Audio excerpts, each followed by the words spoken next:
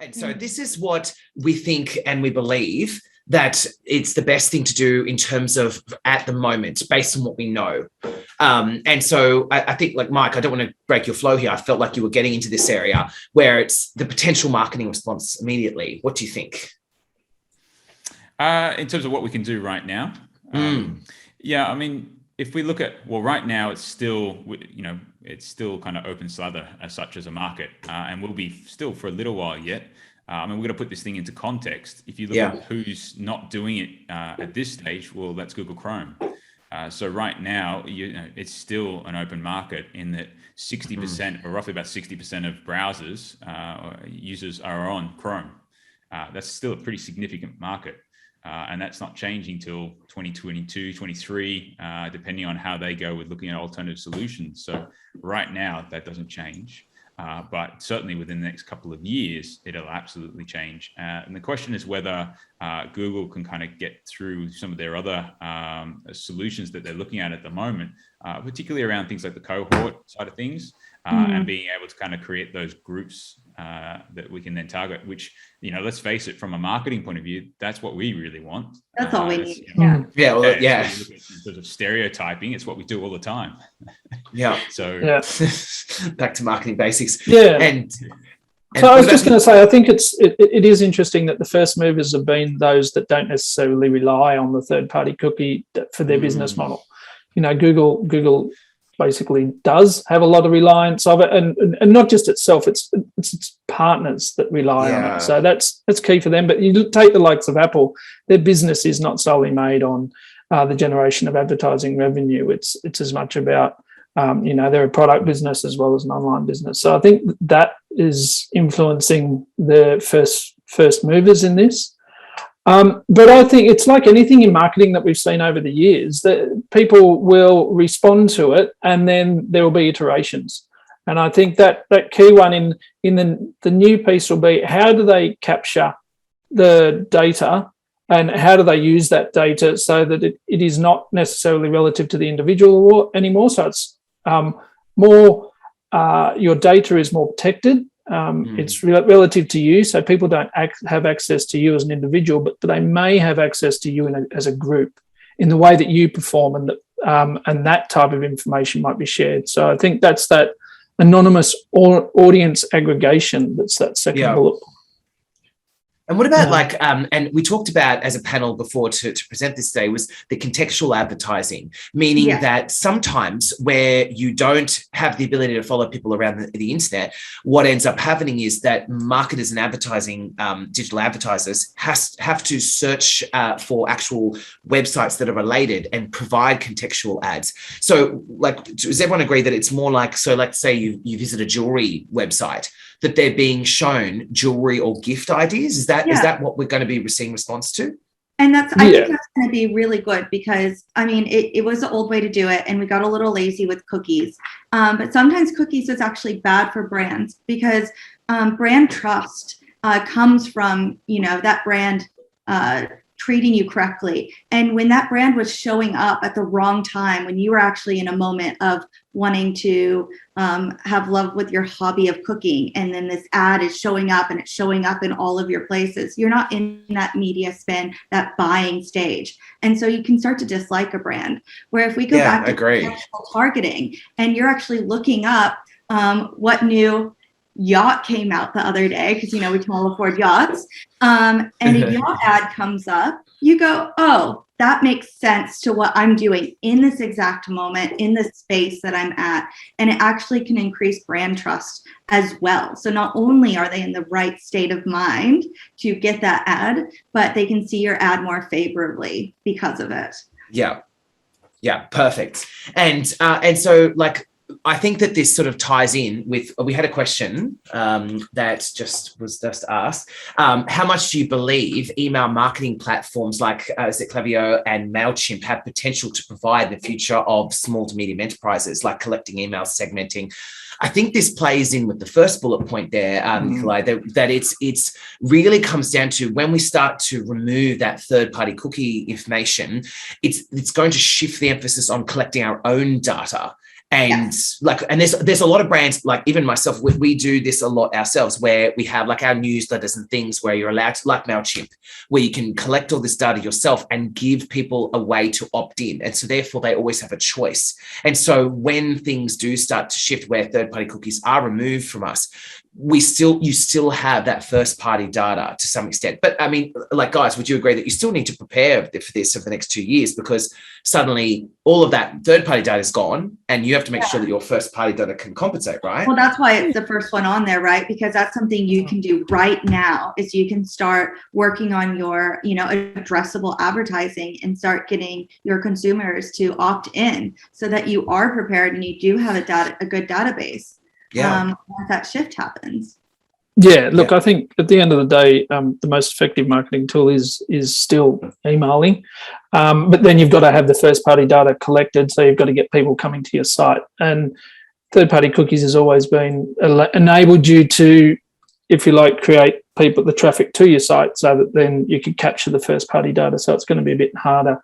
I think there's a double point to that first bullet point as well. It's that there will be platforms, and the key platforms are the likes of your Facebook and your LinkedIn and your TikTok, who actually capture your first party data, and they will still. So we're saying there, I think that they're going to become more prominent and more valuable, because when you're browsing within their app or using your login details from their app and browsing, then they will still be able to track what you're doing, and they'll be able to feed more relevant ads to you. And they're big players in this market. So I think you're just going to see potentially advertising spend push more towards them, because they can give you more data and more information on how your ad's performing, and then the audience that you're targeting.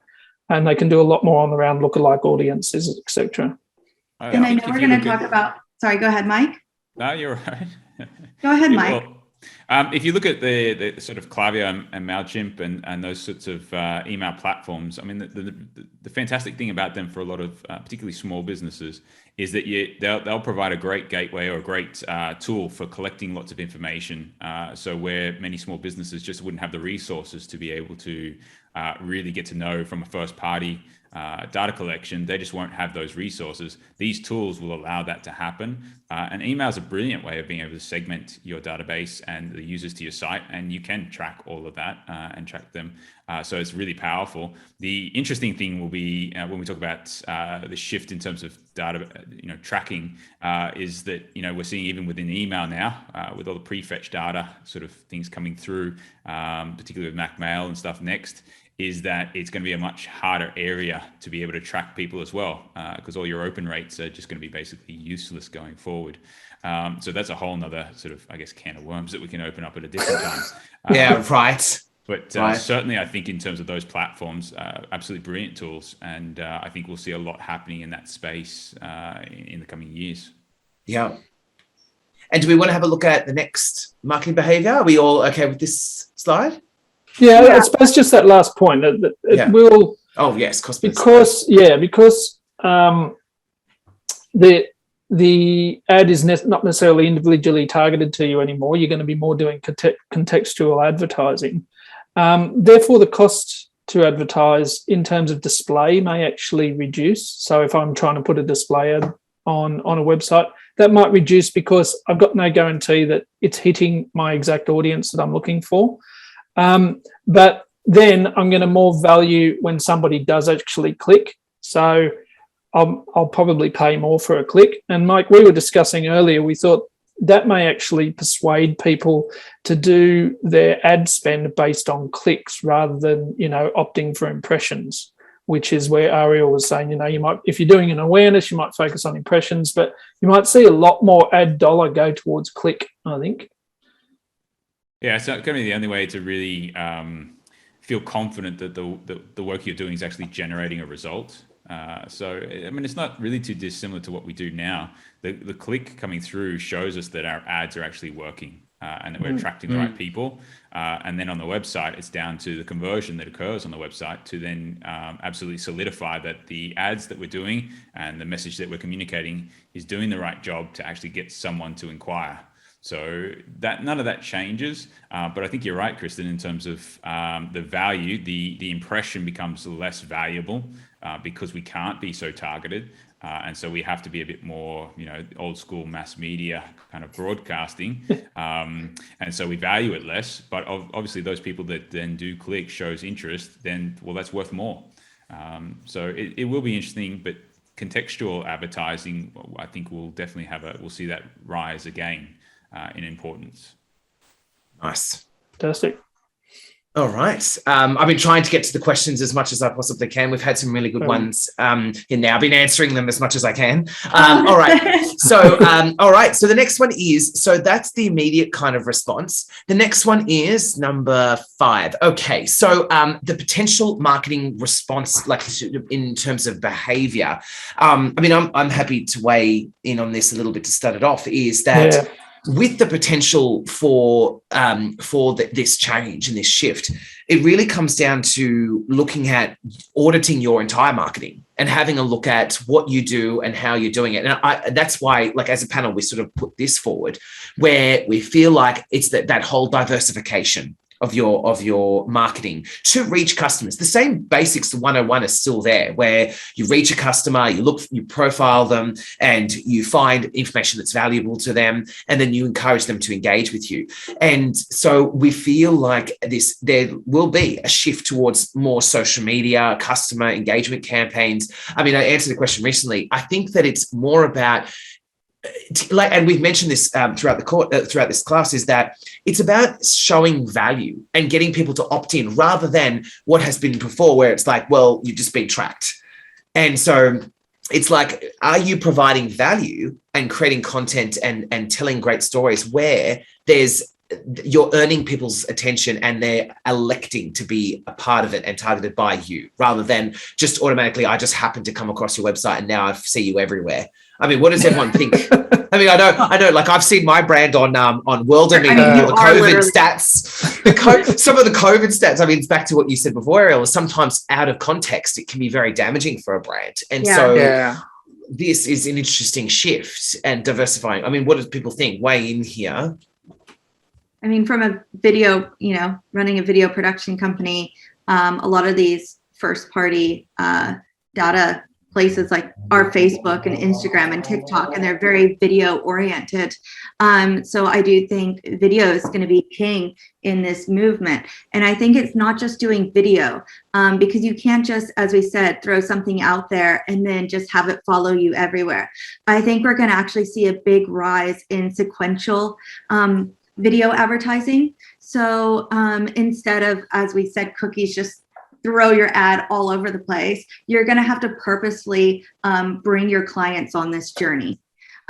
So when you look at that in a video way, that means doing one sequence of ads within a campaign that takes you through the whole journey, from awareness, education. You have your short creative ads. You have your follow-up. It's building that whole entire journey for your clients so that they build that trust with your brand in a more organic way. Yeah, look, absolutely. I think that it's going to definitely, I think people will lean on these, what we call the first party data collectors. So you will see it push more towards social media. But I think even with that, and regardless of where else you had seen, is going to be a need for you to have more of an impact and more of an impression to capture people's attention, which just takes us back to being good marketers, really. Yeah, right. It's kind of like we're all saying, like jumping on the bandwagon here. Whether you're a marketing marketing within a corporate, or whether you're in an agency, it just means you're going to have to work that bit harder to get the audience's attention and for them to stick with you, and then come and the ultimate goal, get back to your website to either make the inquiry or make the purchase. So I certainly think that engagement is going to play a big part, but we were seeing this trend for the last 18 months, 2 years anyway, with storytelling and customer engagement, just with general noise happening within whether it be social or digital media platforms. So that's been important. So I think it's going to become more important, and your business does lead the way in that field in terms of video is king, definitely. So we're going to have to get smarter and better, and everybody is going to be. So you're going to have to really need to understand what your brand's about and what your messaging is really about. So why is it that audiences should engage with you? Why are you unique? Why are you relevant to them? And why should they trust you? Those three aspects are going to be absolutely key. And I think we're definitely going to see that shift. And it's much just not alone because of third-party cookies, but more so just because it's really noisy out there these days, and you have to be good at what you do. And like you said, Kristen, and everyone in the panel it really comes down to, like, you can't just hope that an ad that follows people around is going to eventually like wear people down. Exactly. That's what it is. Company, but I'm super excited about it because I think it's amazing when brands take the time to actually create something that lives and breathes their brand and has their customer that's customer centric and really empowers the customer along the journey and is with them along the whole funnel. So it's just going to be, I think it's going to be great in that sense of bringing that creativity and back into every brand's marketing as a requirement. And so it's certainly an interesting one that when you think about, you talk about those sort of back to the heydays of marketing, it certainly is going to be an interesting to observe what happens with, machine learning and AI and stuff in terms of what used to be, or, with programmatic and the ability to, I won't say be lazy, but certainly it does a lot of the lazy, but be lazy. This is where, the way we sort of look at some of those companies that kind of tout that, hey, let's just let the machines do all the work, and they'll kind of keep evolving through an ad campaign to find ads that actually work. I think, certainly that side of things is going to be so much more challenging going forward, which is exciting from a professional marketing point of view, because it comes back to actually knowing what to do, how people behave, how they work through that or flow through that buying journey, that we have to do much smarter ads, because we can't just, do a bunch of ads and then see what the results are and all the different iterations and A/B tests that are sort of working to see those results. It's a lot more challenging to do that. So we've got to think a lot smarter about our approach first to make sure that we get and attract those clicks, which is the important part. And then from there, we can track things. But up until that point, how do you know which is working for you? Yeah, that's right. I think there's, to me, there's an interesting question on this, because there's a lot of, there's a lot of press out there that suggests that that the large organisations will replace third-party cookies with something, and that something will replicate what third-party cookies do.